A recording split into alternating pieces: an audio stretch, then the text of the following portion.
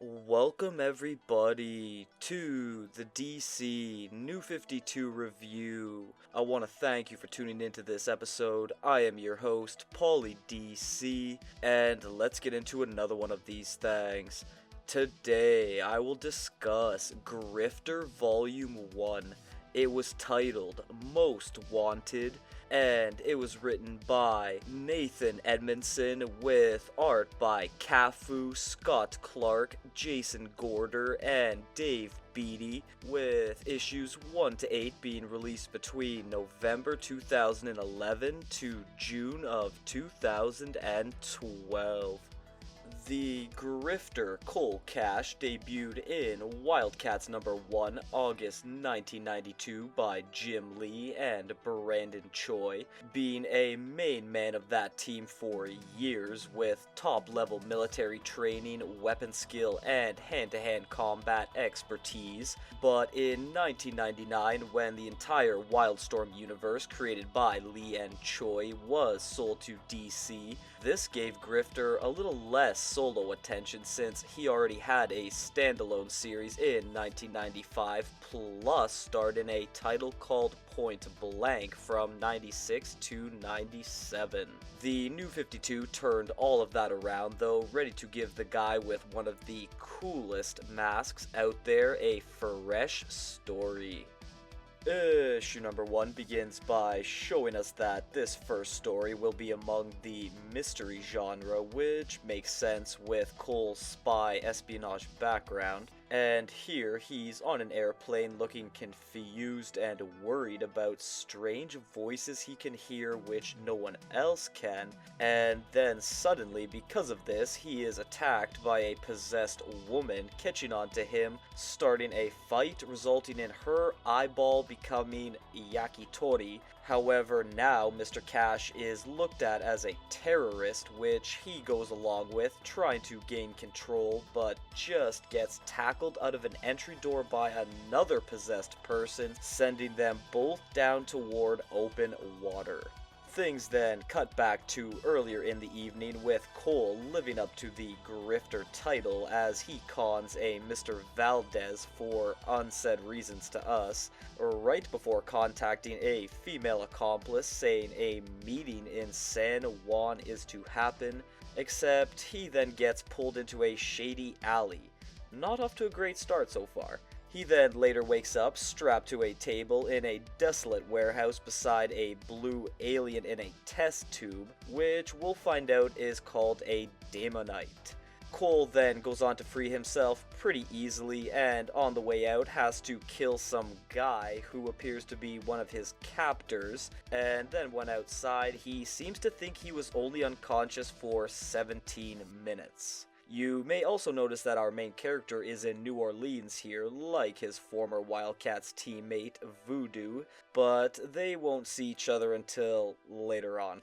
Back to Cole's abrupt airplane departure, he winds up plunging into the water and somehow survives this with zero injury.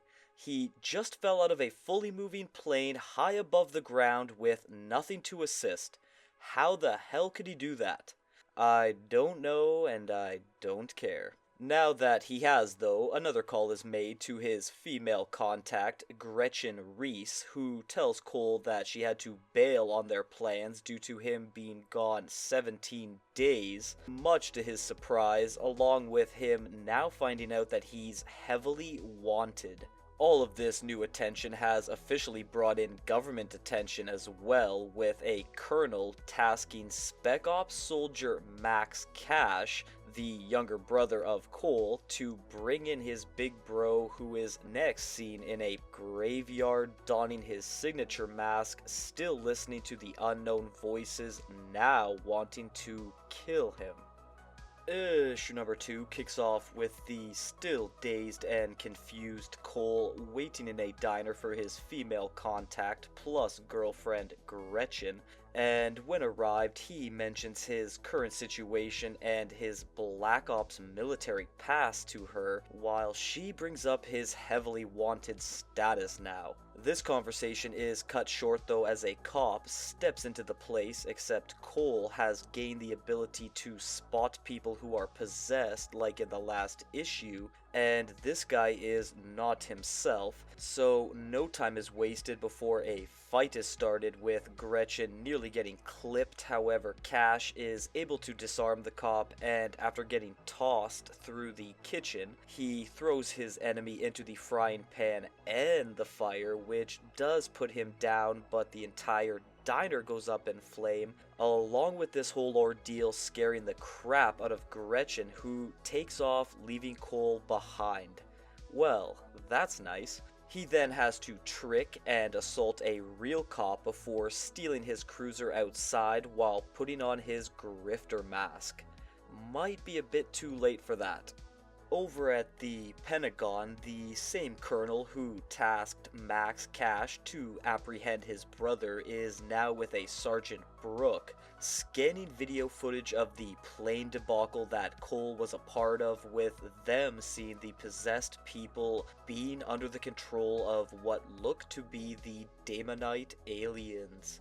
Much more on that to come, but for now, Gretchen is seen pickpocketing her way onto a train to Gotham City, because that place is the hellmouth epicenter of insane things in the New 52, and then to finish, Grifter is ambushed by his brother, causing him to flip a vehicle, and I will quickly mention here that Maxwell Cash, or Condition Red, was created by Brandon Choi and Jim Lee in Savage Dragon number 13, October 1994. The brothers Cash go on to have a quick gunfight though, and it ends when Max realizes Cole shot his assault rifle inert, then disappeared somehow. Don't even ask how that's possible. Issue number 3 opens on Sergeant Brooke telling some government personnel about their knowledge of the human-possessing Daemonites going back 5 years, and they're now back in the spotlight due to this recent business with Cole. Speaking of him, he's been tracked down again by Max, this time via a helicopter, except no fighting this time, just a standoff, with hints that the two used to work together, but shady things sent them apart. And then they show matching team tattoos. Yes, Grifter has been involved in a lot of teams. Cutting to Gretchen next, she's in Gotham not 45 seconds before having to beat up some cops. Not a good time to be one of those in this book, however, she then gets kidnapped by a crew of agent types while Cole and Max seem to be calling a truce. It turns out Grifter was just stalling here though, waiting for a possessed person to hit the scene, thus proving the plight that he is in. I also like Max's reaction question of where the hell did he come from, because there's literally no answer. The man just appeared. Anyway, a big brawl breaks out with the Cash brothers taking on this foe together, but as Cole wounds him, Max gets caught in the way of the helicopter that is about to be grounded due to catching errant gunfire and looks to be crushed and then blown up. Yikes. The possessed person, who is called Maiev, then sheds their skin, showing us what a live Daemonite looks like up close, but Grifter only has to shoot the shit out of this alien in order to kill it. But it does get a bit of Beyond the Stars racism out regarding humans before dying. Oh boy. Maiev here was also calling out to someone called Savo, who seems to be a higher-up Daemonite currently possessing a businessman, and he snuck up on way too easy by Grifter, telling him that they're going for a trip, casually leaving his little brother's dead body behind. Huh. Gretchen was also briefly seen captured and being kicked into some creepy sewer tunnel. Issue number 4 takes things to Seattle, Washington, more specifically Q Corps, which is Green Arrow, Oliver Queen's wing of Queen Industries, and inside we see Mr. Queen's secretary, Adrian Rivers, now with black hair, even though she was a redhead in Green Arrow Volume 1, which really bothered me considering I complain about characters' eye colors changing from page to page. But moving on, Grifter crashes inside with a car and jumps out with Savo taped to a pistol and his own friggin' arm, now demanding to see Oliver. Well, he gets him, but in Green Arrow form, immediately freeing Savo from Grifter and beginning a chase outside. Over in North Carolina, the unnamed colonel, who is shown to be wearing a checkmate badge here, is speaking with some Lex Luthor lookalike named Owen about Max's death, and then Sergeant Brooke comes over to report on the GA Grifter action going down, with Cole still on the run and stealing another car. Oh, and if you're wondering why Savo had Q-Corps navigated to at the end of issue number 3, which brought in this first ever meeting between these two characters, well, I'm not sure what to tell you here. Anyhow, a not-so-thrilling chase sequence goes down with Grifter pulling some fancy car stunt trick that doesn't really accomplish anything except allowing his mask to get nicked off by the pursuing Green Arrow, and when Cole goes to grab his disguise, getting it back over his face, this leads into a standoff, but when Grifter mentions the Daemonites, Arrow has no clue what he's talking about and just stuns him instead before cops hit the area, and confusingly the Emerald Archer cuts the scene next for reasons, which allows some biker lady named Sofia Cordon to arrive and smoke bomb the street out of nowhere, but GA sorta tries to help due to not being totally gone, it appears. Yet Grifter still gets away after accepting Sophia's help and her motorcycle escape. Yeah, I'm not even sure what to make of all that. Oliver then contacts his tech girl Naomi, finding out Sophia was a Q-Corps employee, plus he wants to know what a Daemonite is. Except none of this carries over into his title. Now, for the last page, Gretchen is seen being questioned about Cole by a female Daemonite. Not the biggest cliffhangers in this book so far. Issue number 5 starts up with Grifter questioning whether or not to trust Sophia until she says that they can hunt Daemonites together and shows off her armory.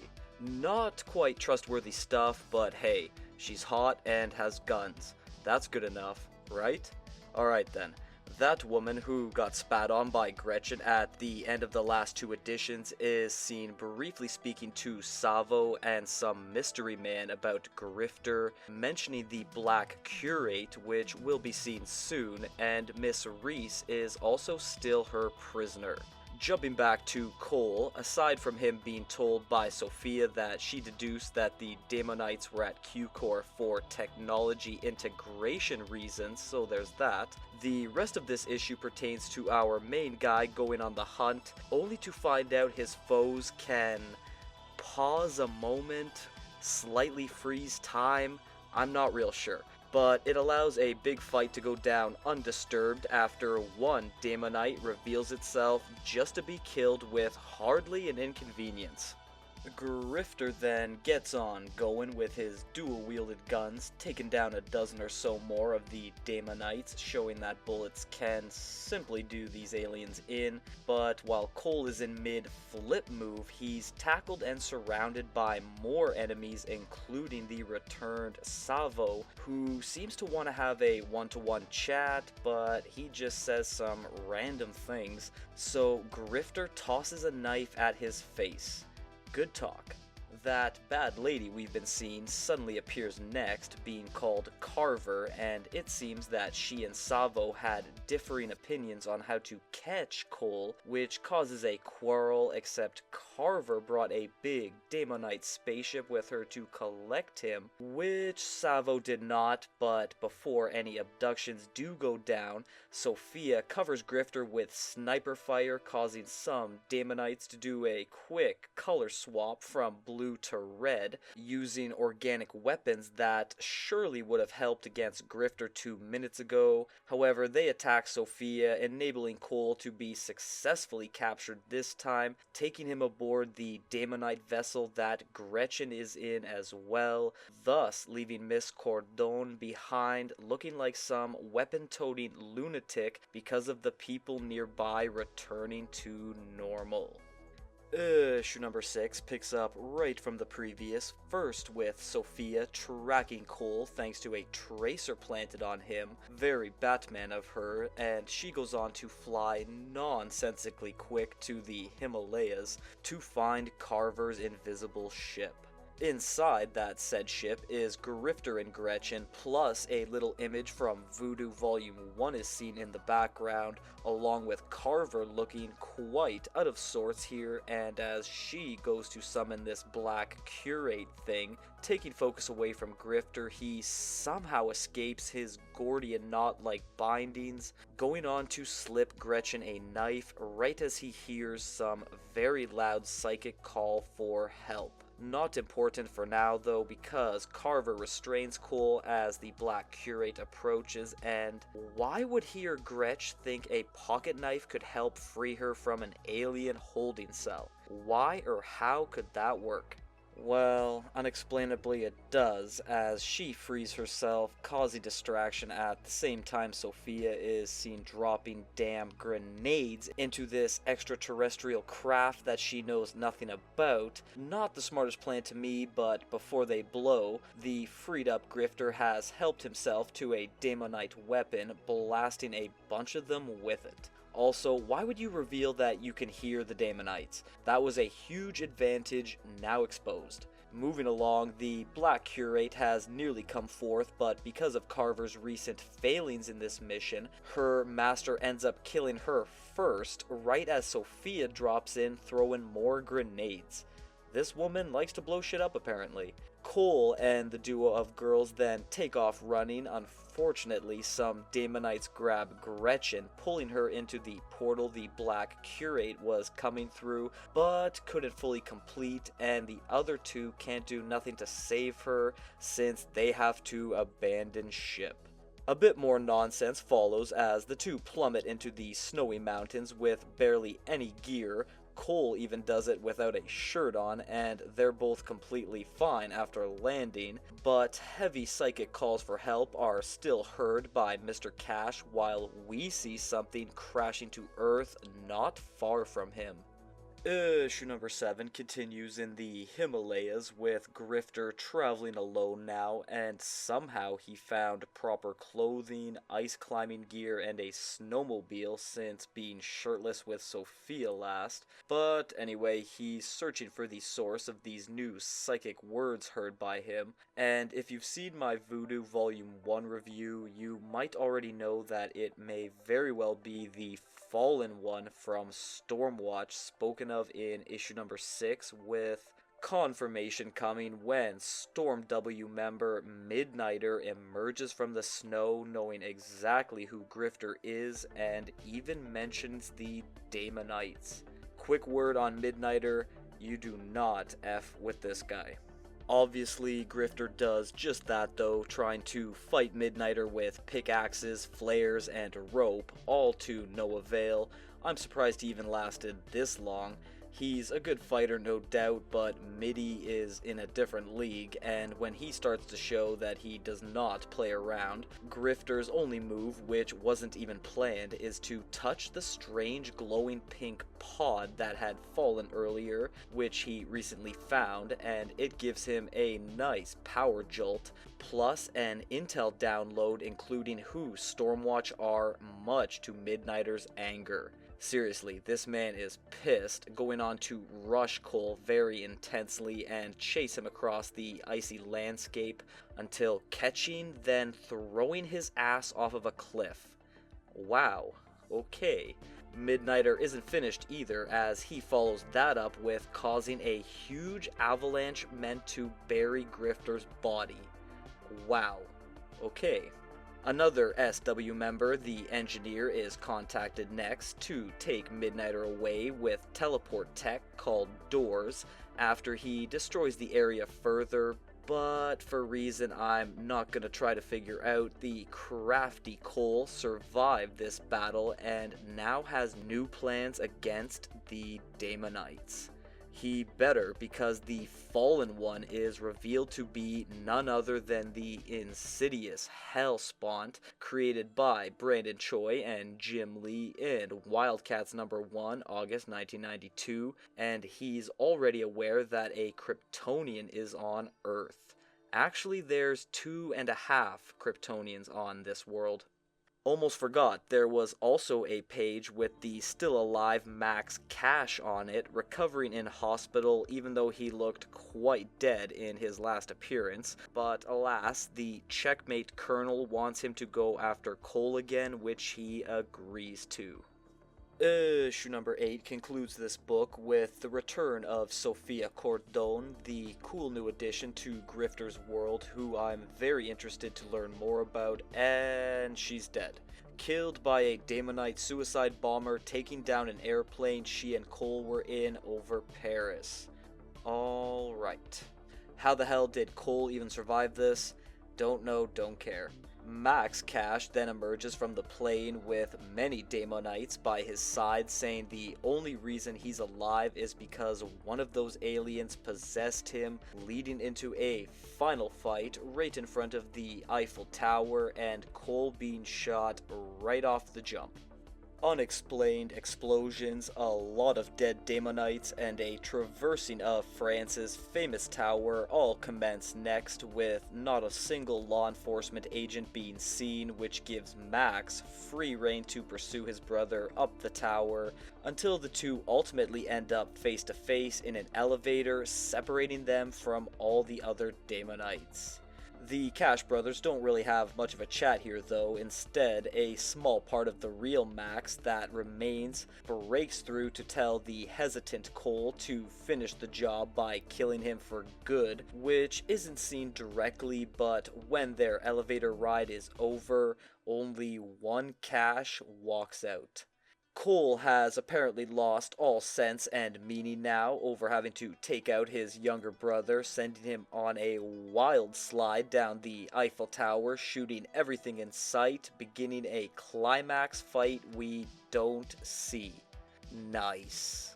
And on the last page, Savo is seen with issue number 5 Mystery Man, now called Yennos, with discussion of them having wanted Grifter to go down the exact road he's on. Sure you did. Alright. This first volume's plot was not as exciting as it could have been. This title was in need of more anything really. Subplots, characters, a really charismatic protagonist. Just the more you read, the more you were looking for. The death of Sophia and Gretchen didn't have massive stakes because we knew very little about both. Green Arrow and Midnighter's appearances added nothing long term, and the solo Daemonite plot felt linear considering this should have been a much bigger New 52 thread. The stuff with Max Cash though having to be executed by this book's end was pretty good. Now for dialogue, I don't want to harp on it too hard, however in my breakdown there's not a whole lot to mention in terms of highlighting anything.